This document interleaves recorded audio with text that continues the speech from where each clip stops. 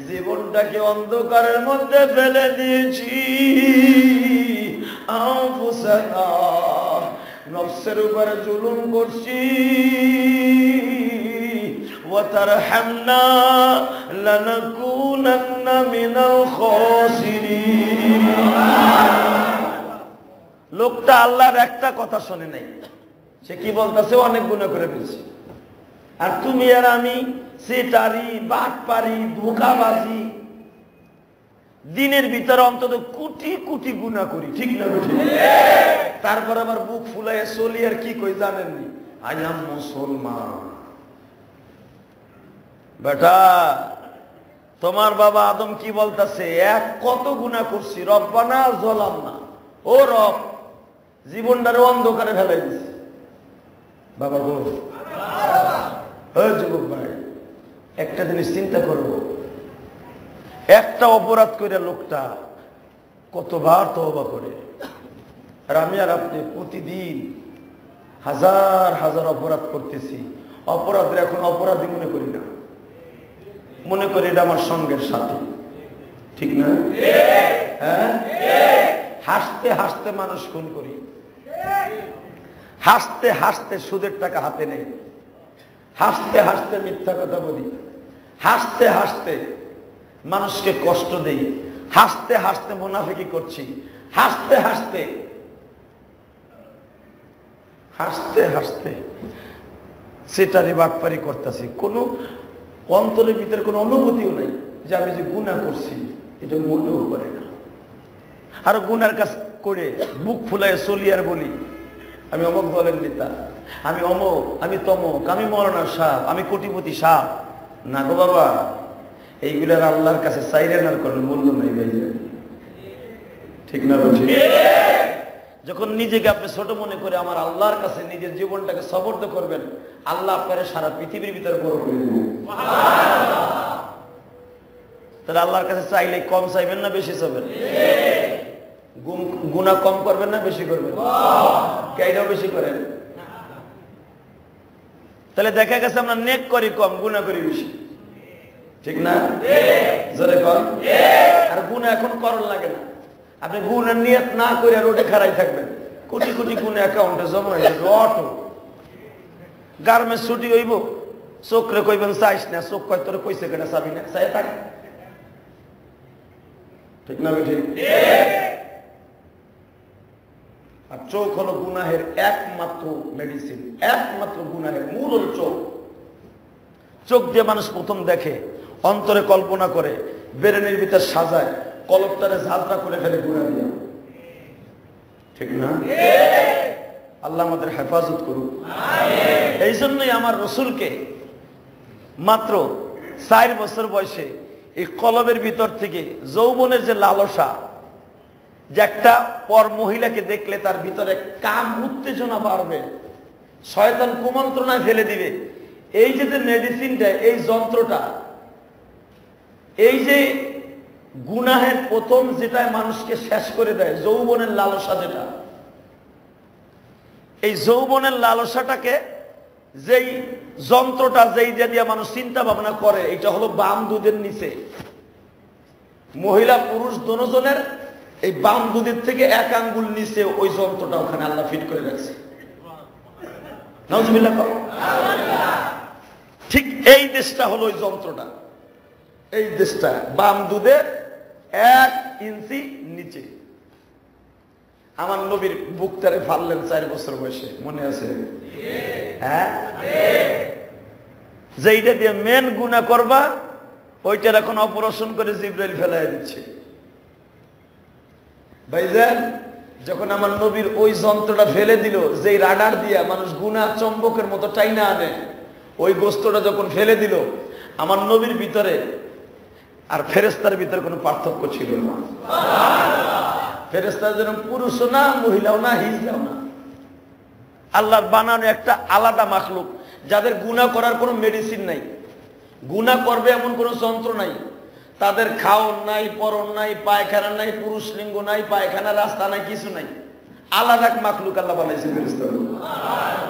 আরো জোরে করে, আমাকে তো খাওন আছে, পায়খানা করার সিস্টেম আছে, তাই না? হ্যাঁ, আমার দিকে তাকান। আমার নবীর ভিতর থেকে ওইটা ফেলে দিলেন আমার আল্লাহ। শুধু তাই নয়, আমার রাসূল এমন হয়ে গেলেন, রাসূলের ভিতরের এই কাম উত্তেজনা, কুমন্ত্রণা, যেটা দিয়ে মানুষ গুনাহে বাসা বাঁধে, ওইটাকে যখন ফেলে দিল, আমার নবী এমন হয়ে গেল দুধের মতো সাদা, একবার ফ্রেশ, একবার ফ্রেশ। রাসূল এই ফ্রেশ করলেন দুধ মা হালিমার বাড়িতে। এই ফ্রেশ অন্তর নিয়ে আসলেন মক্কায়, কারণ মক্কায় হলো গুনাহের বোঝা। বুঝেন না? ওই জামানায় উলঙ্গ হইয়া কাবা ঘর তপ করত, এইটাকে তারা নেক মনে করত। উলঙ্গ হইয়া কাবা ঘরে পাশ দিয়ে ঘুরত। আমার রাসূল এমন একটা সময় আসলেন হালিমা সাদিয়ার বাড়ির থেকে, এসে দেখে হায় হায় রে, পুরা মক্কা নগরী পাপে জর্জরিত। মানুষের যদি বলতে চায় বাইরে এটা ভালো না, আমার নবীর কইতে ছোট্ট মানুষ তুই কি বুঝুস? বুঝেন না আমার কথা? তুই কি বুঝুস বাচ্চা মানুষ? দেখবেন আপনি ঢাকায় থাকেন, আমার পিছনে নামাজ পড়েন, অন্য হুজুরের পিছনে নামাজ পড়েন, আপনি দাঁড়িয়ে রাখছেন অল্প বয়সে, বিয়ে শাদীও করেন নাই, এলাকায় যখন যাইয়া কইবেন বাইরে আমি দাঁড়িয়ে রাখছি, আপনার বড় ভাইয়ের মুখে দাঁড়িয়ে নাই, আপনার বাপের মুখে দাঁড়িয়ে নেই, বাপের লাভ দিয়ে মুখে মুসল্লির মুসল্লি, বড় ভাইকে গাং পারে বাড়ি, যুবক পোলাবানের দাড়ি অচিনি। ঠিক না? ঠিক। খবরদার, যুবকরা যদি ভালো কাজ করার জন্য অগ্রসর হয়, তাদেরকে বাধা দিও না, এটা সবচাইতে বড় মারাত্মক ভুল। ঠিক না? ঠিক। ধরে বলো ঠিক না? ঠিক। অনেক যুবকরা আছে ফ্যাক্টরিতে চাকরি করে, অল্প বয়সে ছেলেটা নামাজ ধরছে, দাঁড়িয়ে রাখছে, আর একজনে টিটকারা মারে, দাঁতের পাটি সুটায় ভালোভাবে এটা থাপ্পড় দিয়ে তোরে খেয়ে অধিকার দিয়েছে, তুই যুবক তার টিটকারা মারলি, খোদার কসম এই অবস্থায় যদি তুই মারা যাস তুই বেঈমান হয়ে বলবি। নেকের কাজে যদি কেউ টিটকারা মারে, সে তার ঈমান চলে যাবে। এটা সব খবরদার। ঈমান গড়তে কিন্তু সময় লাগে, ঈমান যাইতে 1 সেকেন্ড টাইম লাগে। ঈমান গড়তে 60 বছর, 70 বছর, 100 বছর লাগে, কিন্তু ঈমান যাইতে মাত্র 1 সেকেন্ড টাইম লাগে। এটা চিন্তা ভাবনা করে চইল। তোমার ঈমান যে কবে গেছে তুমি নিজেও জানো না। ক্যাশ বাক্সে বইয়া তোমার ঈমান গেছে গা, ক্যাশ বাক্সে বইয়া বাড়ির থেকে বের হইছো, রাস্তায় খারাইছো, এমন কথা কইছো, ঈমান গেছে তুমি জানো না।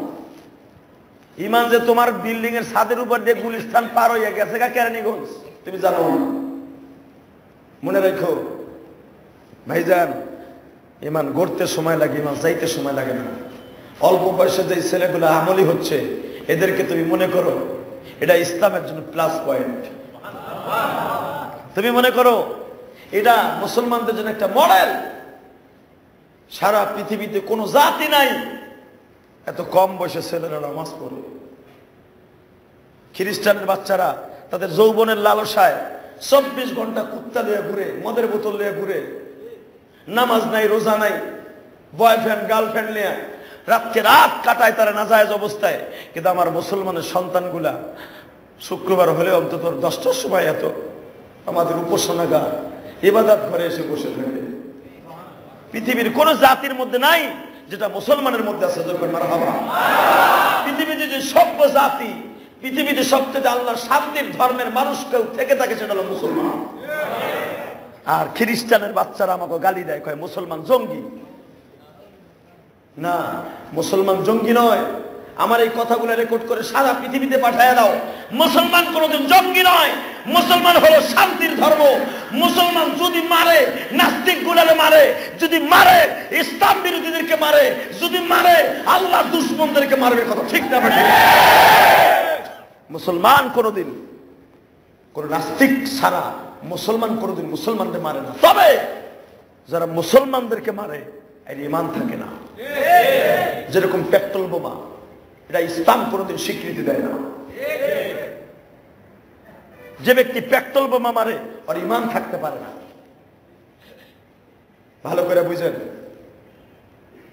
আমার রাসূল কোনদিন মুসলমানকে মারার কথা বলে নাই। হুজুর মারতে বলেছেন বেঈমান ইহুদির নাছারাদেরকে।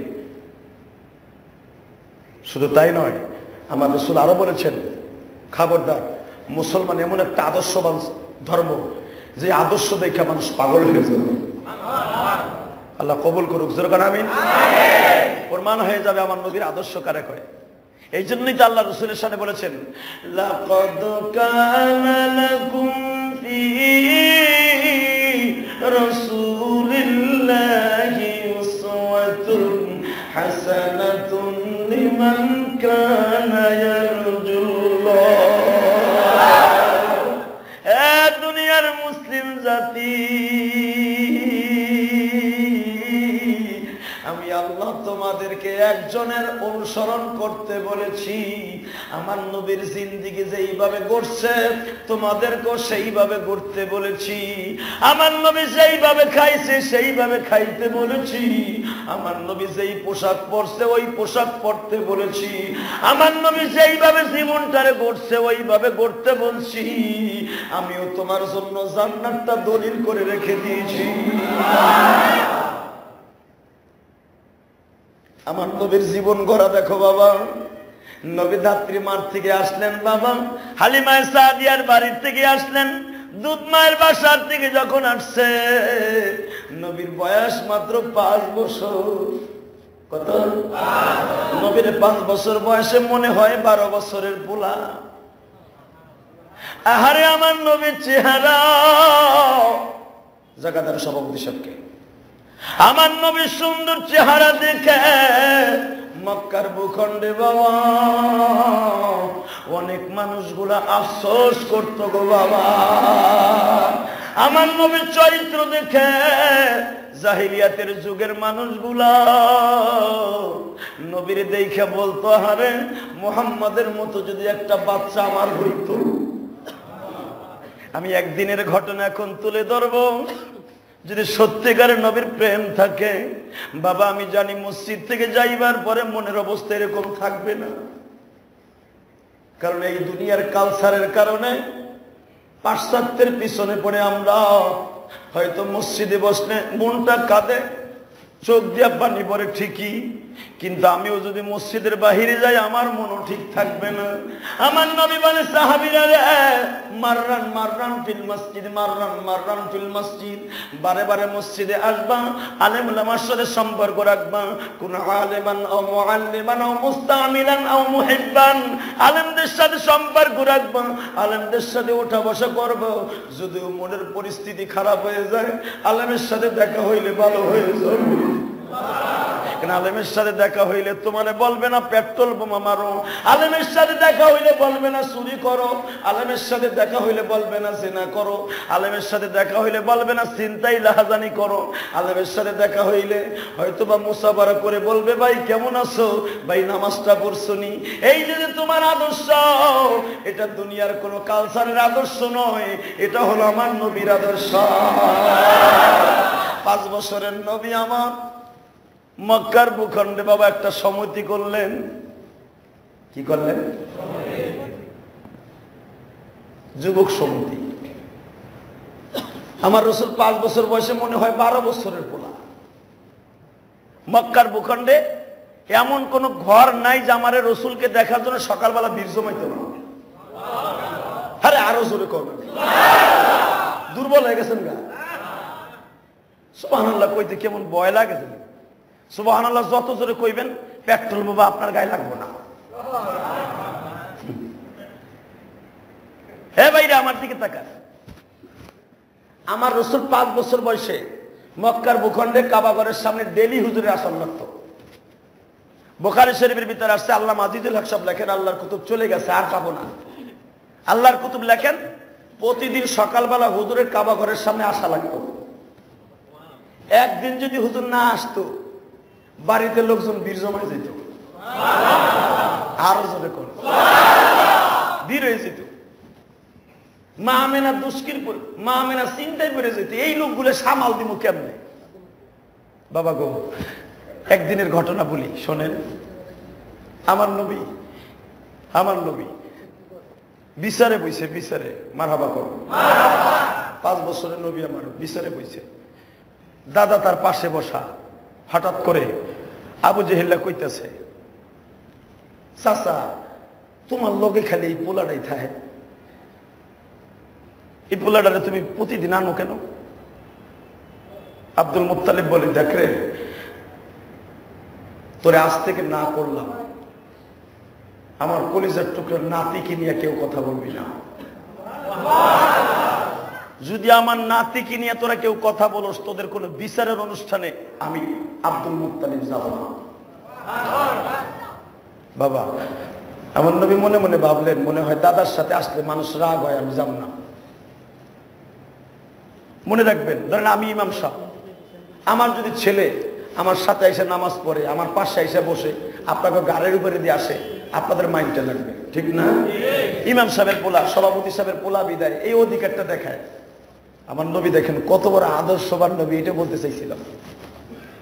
যখন মানুষের হুজুর বুঝতে পারলেন যে আমার দাদা আমারে ভালোবাসার খাতিরে বলছে যে আমার নাতিকে নিয়ে কেউ কথা বলো, তোদের সাথে আমার কোনো সামাদ নামাজ চলবে না। হুজুর দাদাকে একটু অ্যাভয়েড করে চলা শুরু করলেন, একটু দূরে দূরে থাকে। একদিনকার রাত্রে আমিনা জিজ্ঞেস করে, মুহাম্মদ রে, তোমার মনটা কেন খারাপ গো বাবা? মা গো, বাবার আদর কি আর দাদার কাছ থেকে পাওয়া যায়? ও আমার বাপ সোগা ভাইরা, দুনিয়ার সবচাইতে বড় হাতিয়ার কিলো মা বাবা। বাবার মতো বন্ধু দুনিয়ায় কোথাও পাইবা না, মায়ের মতো চাকরানি দুনিয়ায় কোথাও পাইবা না। তুমি একটু চিন্তা করে দেখো, তুমি পায়খানা করছো, তোমার ছেলে পায়খানা করছে, কাজের বুয়ারে বলবা তোমারে মাসে 5,000 টাকা দিব, আমার পোলার একটু পায়খানাটা ধুইয়া দিবা, রাজি না? ঠিক না বেটি? ও বাবা, মা ভাতের প্লেট নিয়ে খাইতে বইছি, তুমি পায়খানা করে দিছো। মা ভাতের প্লেটটাকে ধাক্কা দিয়া রাইখা এক হাতে কিন্তু বাবা ভাতের খাবার যে আইটাটা এখনো হাতের মধ্যে আছি, তুমি পানি খরচ করবা কান্তাছো, মা ওই অবস্থায় তোমারে বাথরুমের মধ্যে ধুইয়া, আবার মা ওই অবস্থায় খাইতে বসলো। এই মায়ের মতো চাকরানি দুনিয়ায় কোথাও পাইবা না। আমার নবী যখন দেখলো আমার মা বারবার জিজ্ঞেস করতেছে, আমার নবী বলে, না মা কিচ্ছু হয় নাই। আবার বলে, না আমি তোমার মনটা খারাপ দেখতেছি। আমার নবী কয়, না গো মা, মিথ্যাও না সত্যও না গো মা, মনের ভিতরে কিছু ব্যথা থাকে, এইগুলা কারো কাছে বলা যায় না। আমি না বলে, বাবা গো, তুমি আমার কাছে বলবা না, কার কাছে বলবো? আমার নবী তখন মায়ের বুকের মধ্যে মাথাটা ঢুকাই দিয়ে বলে, মা গো, তুমি বলো তো মা, এই মক্কায় যাদের বাপ নাই তাদের কি কোনো দাম নাই গো? মা আমিনা বলি, কথা বললা কেন? এই কথা তুমি কেন বললা? কেন তোমার দাদা কি তোমার সাথে চোখ গরম দিয়ে কথা বলছে? না মা, না না না। তোমার চাচারা কেউ? না না না মা, না না না। কি তুমি এই কথা কেন বললা বলো? তোমার কি নাই তাই বলো। এই মক্কার ভূখণ্ডে যদি 10টা ছেলে থাকে তোমার বয়সী, তারা যেই টাকার মালিক না তার সাথে তুমি 10 গুণ টাকার মালিক। তুমি জানো তোমার নানু ভাই, তোমার বাবা ইন্তেকালের পরে তোমার নানা আর তোমার নানি মারা গেছে, তার সঙ্গে সমস্ত সম্পদ আমার নামে লিখে দিয়ে গেছে, আর আমার সব সম্পদ তোমার নামে লিখে দিয়েছি। আমার বাবার মতো বড় লোক মদিনায় কেউ নাই। তুমি জানো, তুমি জন্মের আগে তোমার দাদা তোমার নামে 400 উট তোমার নামে দলিল করে দিয়েছিল। তোমার উটগুলো এখন চোরাগারের মধ্যে রাখা আছে। তুমি কোটি কোটি টাকার মালিক, তোমার কি নাই? মা গো, টাকা পয়সা দিয়ে সবকিছু হয় না গো মা। ও মা, তুমি আমার সব দিতে পারবা, তুমি কি বাবার আদর দিতে পারবা? আমি না সহ্য করতে পারি না। মোহাম্মদ, তুমি আমাকে এমন একটা জায়গায় যে দুর্বল পয়েন্টে আঘাত করো, যে আঘাত আমি কোনো কিছু দিয়ে বাদ দিয়ে রাখতে পারি না। একটি ধাক্কায় স্রোতের পানির মতো ভেঙে তো সব করে দেয়। তুমি আমার দুর্বল জায়গায় পয়েন্টে আঘাত করো। ঠিক আছে, ঠিক আছে, আমি আর কথা বলবো না। আমার নবী একটা লাভ দিয়ে বসে বলে, মা গো আমার লক্ষ্মী মা, আমার দরদিনী মা, আমার জনম দুঃখিনী মা, আর কোনদিন বলবো না গো মা। বাজান এর কিছুদিন পরেই দেখা যায় নবী আমার ছেলেদের সাথে খেলা দেখতে গেছে। যখনই খেলা দেখতে গেছে 3 মাস পরে খেলা হইতাছে মক্কার ভূখণ্ডে। নবী আমার পাহাড়ের পাশে বসে খেলা দেখতেছে, চাচাদের সাথে খেলা দেখতে গেছে বাবা।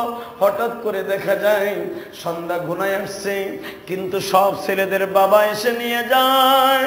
আমার নবী পাহাড়ের পাশে বসে কান্দে গো।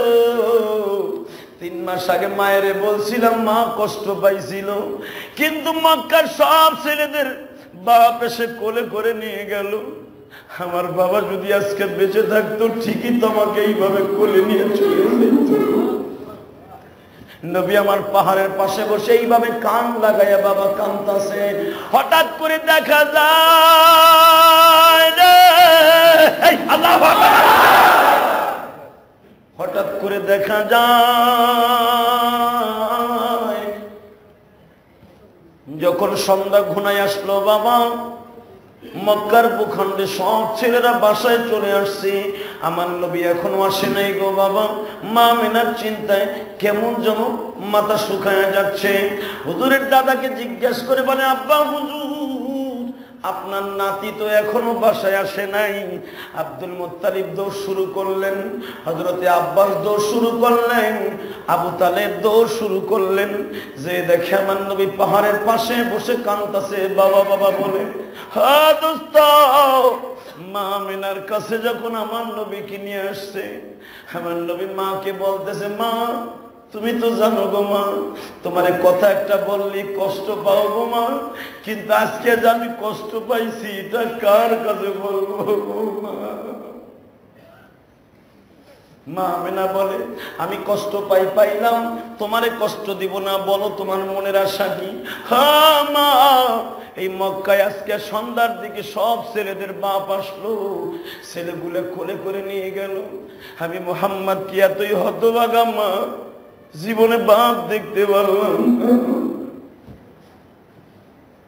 বাপ দেখলাম না ভালো কথা, বাবার কবরটাও দেখতে পারলাম না। আমার বাবা কতটুকু লম্বা গো মা। মা আমিনা বলে, তোমার দাদার কাছে কও, তোমার দাদার কাছে কও। দাদা, ও দাদু। কি দাদু ভাই? সকালবেলা কি হইলো তোমার? বলো কি করতে হবে আমার? আমি হুকুমের গোলাম, বলেন জাহাপনা কি হয়েছে? আমি তো আপনার জন্য প্রস্তুত। আরে মিয়া, আশ্চর্য হয়ে যাবেন, আব্দুল মুত্তালিবের চোখের সামনে দাঁড়াইয়া মক্কারে এমন কোন লিডার ছিল না দাঁড়াই দুটো কথা বলে। আব্দুল মুত্তালিব যেই রাস্তা দিয়ে হাঁটতেন ওই রাস্তায় কোনো পুরুষ থাকতো না। এত বড় লিডার ছিল আব্দুল মুত্তালিব। সে আব্দুল মুত্তালিব বলেন কি করতে হবে দাদু ভাই? কি দরকার আছে আপনার? এই সকালবেলা কি দরকার? আপনি যা চাবেন আমি হাজির। এই বান্দা হাজির আপনার জন্য, এমনকি আমার জানটা পর্যন্ত বসে হাজির। আপনি যদি বলেন দাদু ভাই আপনার কলিজাটা বের করে প্লেটের মধ্যে দেন, আমি এক্ষুনি একটা টান দিয়ে কলিজাটা বের করে আপনার সামনে উপস্থিত করে দেব। বলেন কি করতে হবে? দাদু ভাই তুমি একটু বুড়া হও, মারাবা বল। আব্দুল মুত্তালিব বুড়া হয়েছে। বুড়া হইয়া বাড়ির থেকে, আব্দুল মুত্তালিবের বাড়ি তো দেখছেন হাজি সাহেবরা, আব্দুল মুত্তালিবের থেকে বাড়ির থেকে নিয়ে পাহাড় বেয়ে নবীর পিঠের মধ্যে করে কাবা ঘরের সামনে আইছে। মক্কার বেঈমান গুলা দেখে আর কয়, দেখছো পোলা মরা পুতাডারে লইয়া করে কি বেটায়? আব্দুল মুত্তালিব বলতেন, এই যে আব্দুল মুত্তালিব তার পিঠে উঠাইতে পারে, আব্দুল মুত্তালিব তাকে মাথায় উঠাইতে পারে। এই আব্দুল মুত্তালিব যখন বলল, বলেন কি বলতে হবে, আমার কি করতে হবে বলেন, আমার কলিজাটা আপনার জন্য হাজির। এই বাবা, যারা দাদা হয়েছেন তারা বুঝবেন, নিজের পোলার এইভাবে আদর করেন না যেরকম নাতিটারে আদর করেন। ঠিক না বেঠিক? মেয়ের ঘরের নাতিটা নানার বুকের উপর উঠে বসে, যেই নানারে দেখলে পুলিশে ভয় পায়, ও শীতে ভয় পায়। আরে যারে দেখলে মন্ত্রীরা ভয় পায়। মন্ত্রী, মন্ত্রী কি নানা নাই? আছে না? দাদা আছে না? যাই দেখেন গা, আমাদের দেশের প্রধানমন্ত্রী, তারও তো নাতি আছে। যাই দেখেন সে যখন বেশিরভাগ কিন্তু তার অভ্যাস বাচ্চাদের কিনে আদর করা। যখন যায় গেলেই তো দেখবেন তার তো রেস্ট হাউস আছে, নাতিরে যখন আইয়া কয় হে কি আর বুঝবো যে আমার দাদি প্রধানমন্ত্রী, হে আইয়া প্রথম উঠেই বুঝবো বুকির উপরে উঠে কইব তোমার পাকনা চুলগুলো বাইছে যাও কেমন দেখি দেখে। ঠিক না বে ঠিক? ঠিক আমার নবীর কলিজার টুকরা নাতি দুইটা কো ঠিক আমার নবী হাসান হোসেন এসে নানার পাকনা চুল বাস্তর বলতো, নানু ভাই তোমার 19টা চুল পেকে গেছে। বলবো নানা আল্লাহু আকবার বাইরা আমার দিকে তাকান গো,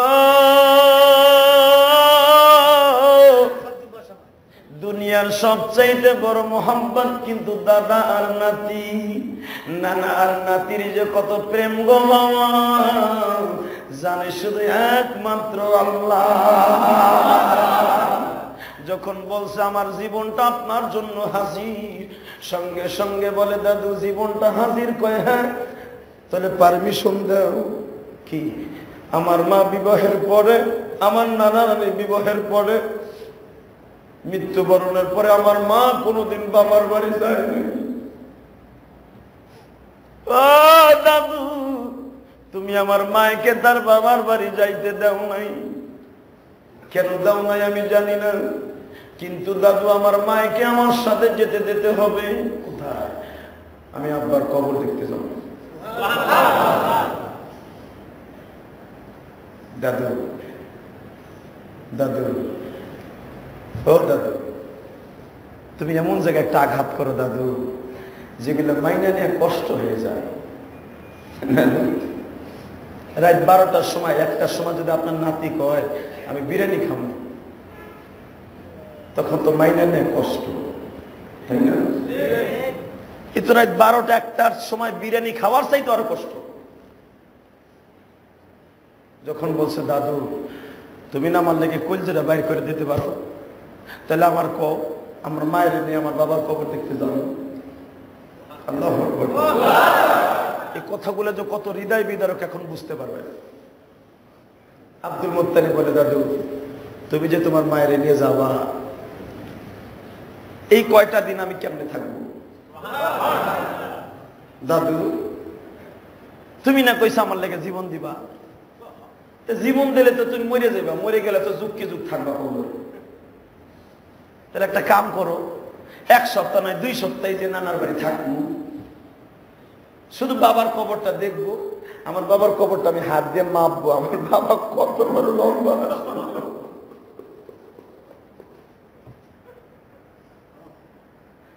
এই দোস্ত যুবক যাদের বাপ আছে তোমরা বুঝবা না, যাদের বাপ নাই তাদের কলিজাটা কত হাহাকার, এটা যারা বাল্যকালে নবীর বয়সে বাপ হারাইছো তারা বুঝবা।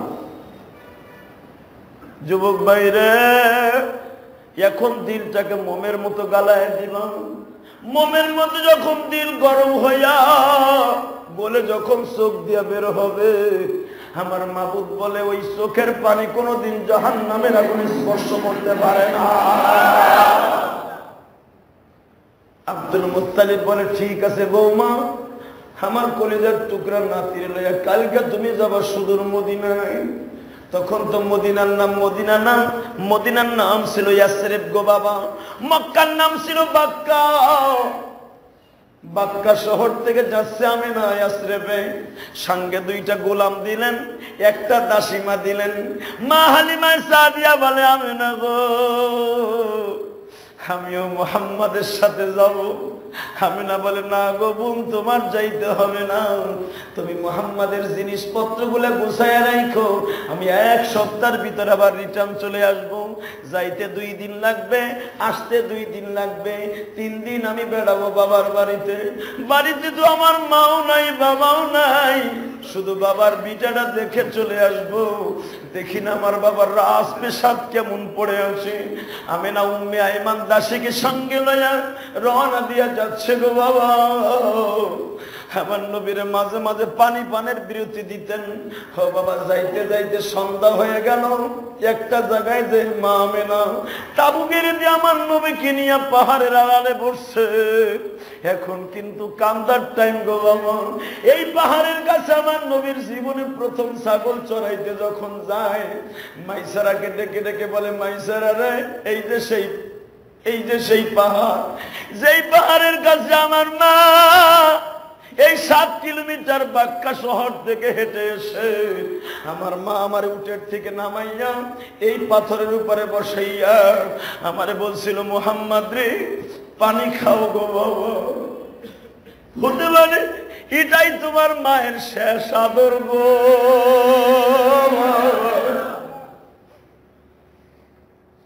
মা খাদিজার ছাগল যখন নবী চড়াইতে যায়, ওই ছাগল গুলারে দেখে বাবা ওই পাহাড়ের কাছে নবী মাঝে মাঝে ধ্যানমগ্ন হতেন। ওই পাহাড়ের কাছে মার কথা মনে করে কাঁদতেন। মাইসারা মা খাদিজার গোলাম, নবীর বাল্য বন্ধু, যখন দুইজন একত্রিত হইয়া ওই পাহাড়ের কাছে বসে আসে, মাইসারা জিজ্ঞেস করে, কুরাইশ ভাই, আপনি এই পাহাড়ের কাছে ছাগল নিয়ে আসলেই শুধু কাঁদতে থাকেন, ঘটনা কি? আমার নবী বলেন, মাইসারা রে, এই যে সেই পাহাড় গো, আমার মা মক্কার থেকে 7 কিলোমিটার দূরে এসে আমার এখানে বসাইয়া বলছিল, মুহাম্মদ হতে পারে আর কোনদিন তোমার কাছে আমি মদিনার থেকে ফিরে আসবো না। ও মাইসারা, আমার মা এখানে বসাইয়া আমার জমজমের পানি খাওয়াইছিল, খেজুর গুলা ভেঙে ভেঙে মা দিছিল। আমার মনে হয় আমার মা বুঝি এখন এই পাহাড়ে বসা।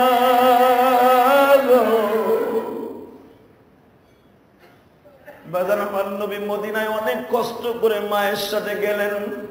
নবী আমার সোমবারে মদিনায় গেলেন, বুধবারে বাবার কবরের কাছে যাইতেছে আমিনা। কিন্তু সকাল বেলায় আমিনার দিলটা এমন ভাবে বাবা গরম, এমন ভাবে মনটা নরম হয়ে গেছে, মুহাম্মদ রে, তোমার বাবার কবরের কাছে গেলে আমার মন বলে আমি বাঁচবো না। মা, তোমার যাইতে হবে না, দূরের থেকে শুধু বাবার কবরটা দেখায় দিবা। হ্যাঁ দোস্ত, এখন কিন্তু কান্দার টাইম। নবীর জিন্দেগীর কথা শুনে যদি কারো চোখে পানি আসে, ওই লোকটা কোনোদিন জাহান্নামে।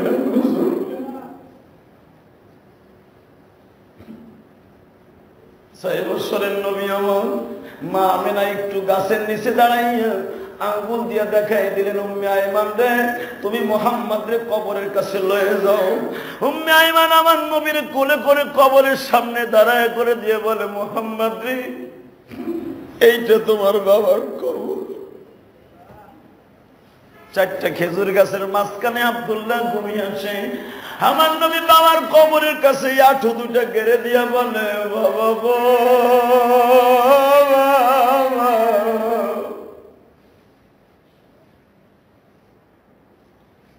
মক্কার কত যুবক বাপ কইয়া ডাকলো গো, মক্কার কত যুবক বাবার কোলে উঠল। বাবা, আমি বহুত কষ্ট করে আসছি, তুমি কবর থেকে উঠো গো বাবা, কবর থেকে উঠো বাবা, উঠো বাবা, উঠো বাবা, তুমি উঠো বাবা, তুমি উঠো। তোমার মুহাম্মাদের বুকটা বাবার জন্য কত কষ্ট।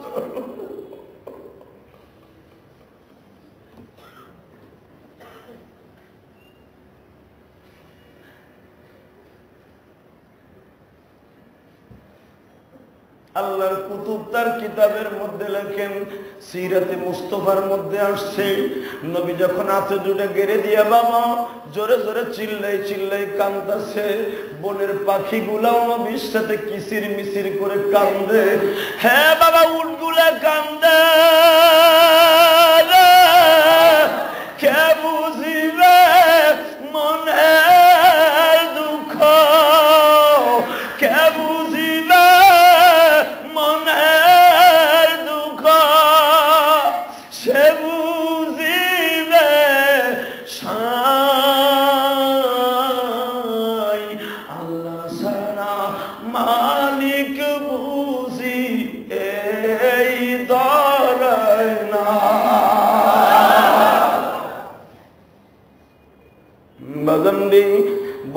পাখি যখন কান্দে, মদিনার সব মেয়েগুলো আব্দুল্লাহর কবরের পাশে জমা হয়ে গেল।